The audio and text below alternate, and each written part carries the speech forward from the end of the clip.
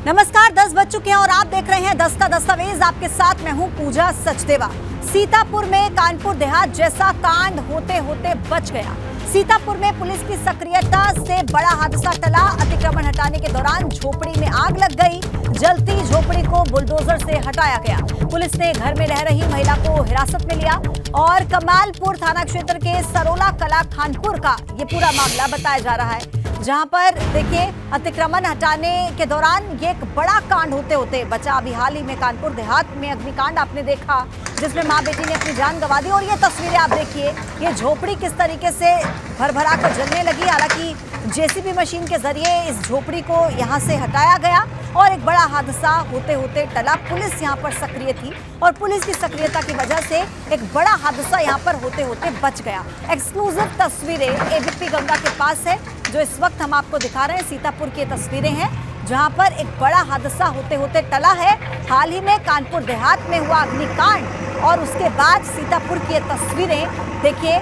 हालांकि यहां पर किसी तरीके का कोई जानी नुकसान नहीं हुआ, लेकिन एक टीम जो अतिक्रमण हटाने के लिए गई थी, उसी दौरान झोपड़ी में आग लग गई और जलती हुई झोपड़ी को बुलडोजर से हटाया गया। और घर में जो महिला रह रही थी, उसे भी पुलिस ने हिरासत में लिया। कमालपुर थाना क्षेत्र के सरोला कला खानपुर का ये पूरा मामला।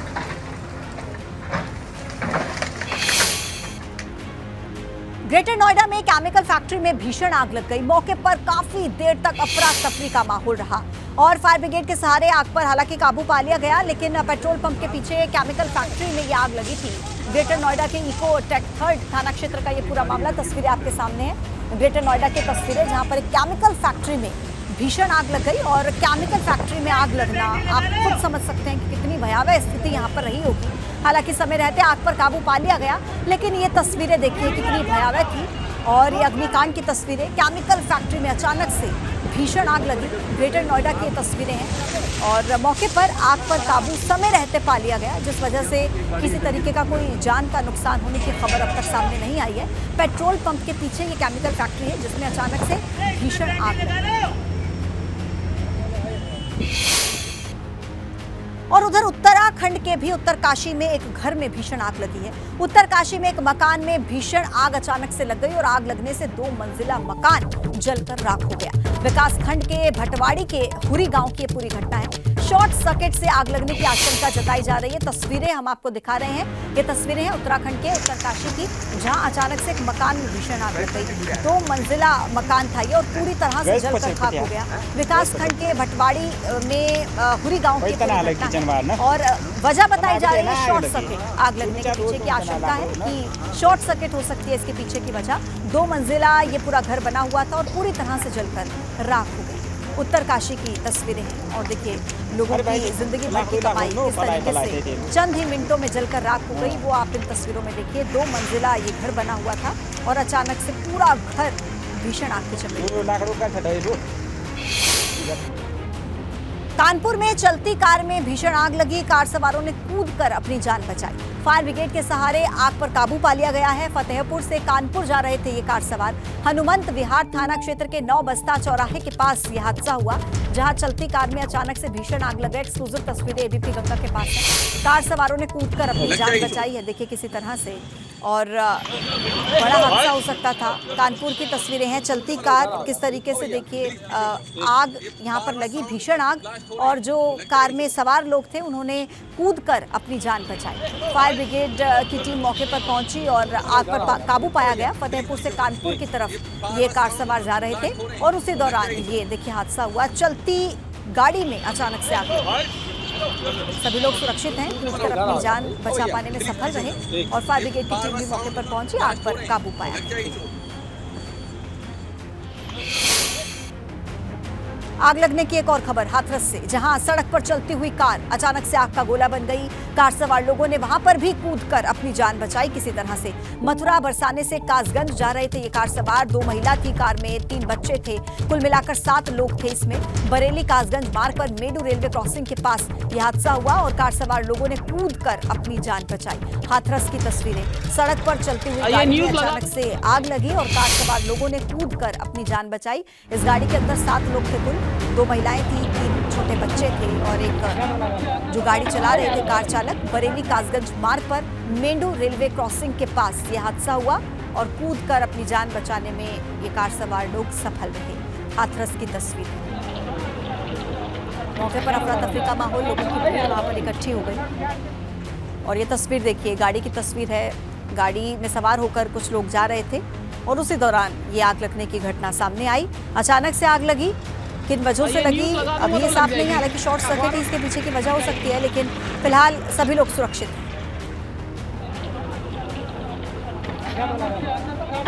हाथरस की तस्वीर है। चलती गाड़ी में 7 लोग सवार थे और 7 लोगों ने कूदकर अपनी जान बचाई, लेकिन बड़ा हादसा देखिए हो सकता था। 3 बच्चे गाड़ी के अंदर थे। सपा विधायक अब्दुल्ला आजम की विधानसभा सदस्यता रद्द हो गई है। विधानसभा सचिवालय ने अब्दुल्ला की सीट को रिक्त घोषित कर दिया है। स्वार विधानसभा सीट पर अब उपचुनाव होगा। अब्दुल्ला आजम की विधानसभा सदस्यता चली गई है। सड़क जाम करने के मामले में कोर्ट ने 2 साल की सजा सुनाई है। अब्दुल्ला पर सरकारी काम में भी बाधा पहुंचाने का आरोप है। तो देखिए, विधानसभा सदस्यता रद्द कर दी गई है और अब्दुल्ला आजम की विधानसभा सदस्यता रद्द हो गई है। अब इस सीट पर उपचुनाव होगा।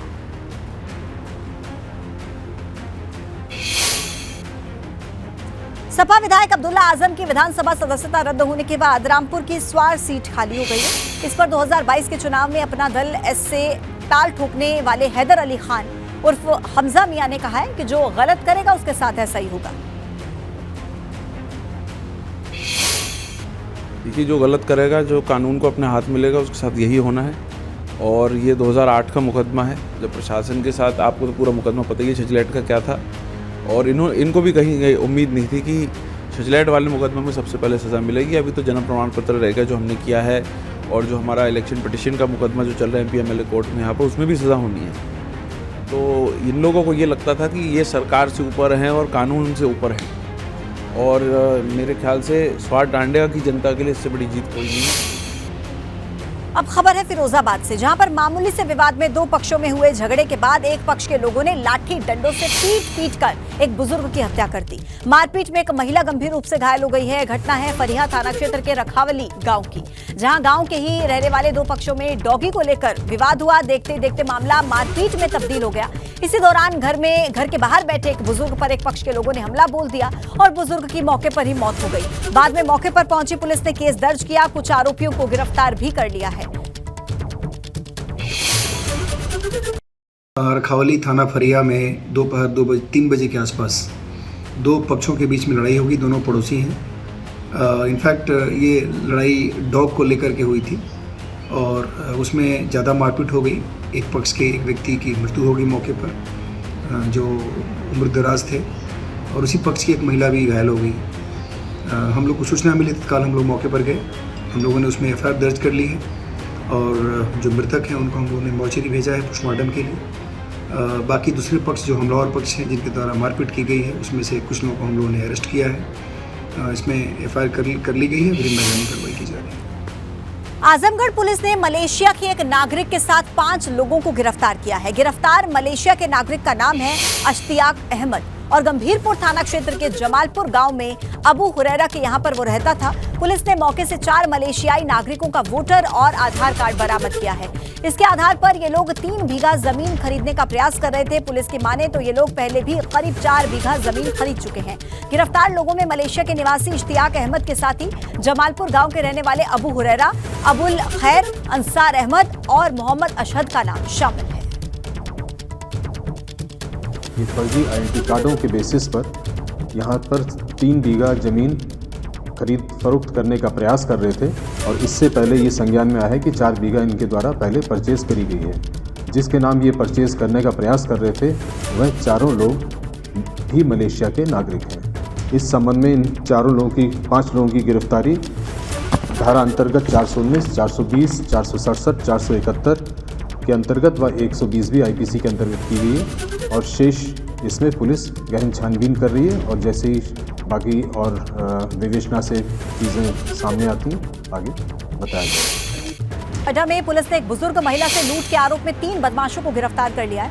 इनके पास से सोने की 2 चेन और एक मोटरसाइकिल बरामद हुई है। घटना 8 फरवरी की है, जब घर के बाहर व्हील चेयर पर बैठी एक बुजुर्ग महिला से बदमाशों ने सोने की चेन छीन ली।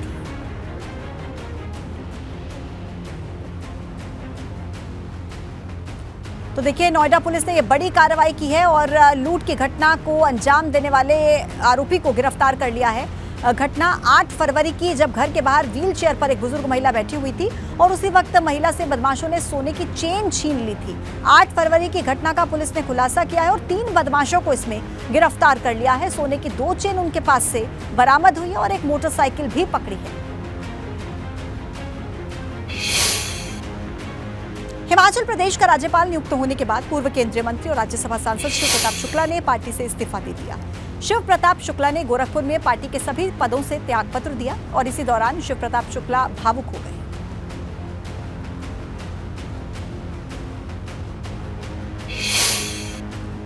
दिल्ली के कॉन्स्टिट्यूशन क्लब ऑफ इंडिया के सभागार में देश के महान सहजानंद सरस्वती की जयंती पर युवा चेतना की तरफ से कार्यक्रम का आयोजन हुआ। युवा चेतना के प्रमुख रोहित सिंह की तरफ से आयोजित कार्यक्रम का उद्घाटन स्वामी अभिषेक ब्रह्मचारी ने किया। इस मौके पर केंद्रीय जनजातीय कार्य मंत्री अर्जुन मुंडा बतौर मुख्य अतिथि मौजूद रहे। इसी दौरान केंद्रीय मंत्री ने कहा कि पीएम मोदी स्वामी सहजानंद सरस्वती के सपनों का भारत बना रहे हैं और इस कार्यक्रम के जरिए युवा चेतना ने दिल्ली में भूमिहार समाज को एकजुट करने की कोशिश भी की। कार्यक्रम में भाजपा के राष्ट्रीय प्रवक्ता डॉक्टर विजय सोनकर समेत कई लोग मौजूद रहे।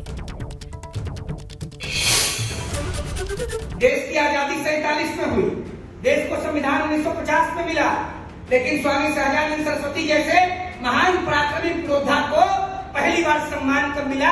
सरकार के द्वारा सन 2000 में।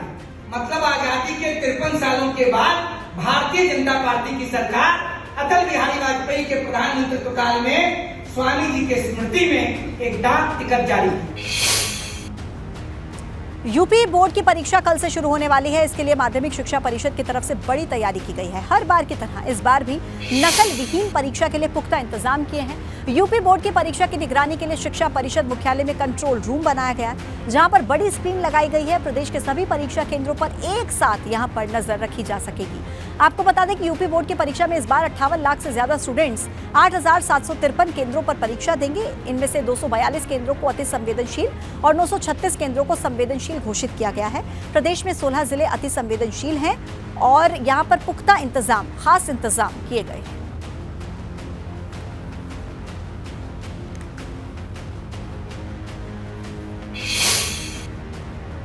और अब आपको यूपी बोर्ड परीक्षा के इंतजामों से शहर शहर से आई 7 तस्वीरें हम दिखाते हैं। प्रयागराज में बोर्ड परीक्षा में नकल पर सख्ती के लिए कड़े इंतजाम किए गए हैं। दूसरी तस्वीर आपको हम दिखाएंगे, जहां पर गोंडा में आप देख सकते हैं 143 केंद्र यहां पर बनाए गए हैं। गोरखपुर के जुबिली इंटर कॉलेज में परीक्षा केंद्रों पर नजर रखने के लिए कंट्रोल रूम बनाया गया है। इटावा में 73 परीक्षा केंद्रों पर कड़ी सुरक्षा के बीच एग्जाम की तैयारी है। आजमगढ़ में 326 परीक्षा केंद्र हैं। मथुरा में 126 परीक्षा केंद्रों पर नकल रहित परीक्षा कराने के लिए बड़ी तैयारी है। और बहराइच में देखिए 118 परीक्षा केंद्र एग्जाम के लिए कड़े इंतजाम वहां पर किए गए हैं। तो इन 7 तस्वीरों में आप देखिए यूपी बोर्ड की परीक्षा के लिए क्या खास इंतजाम किए गए हैं।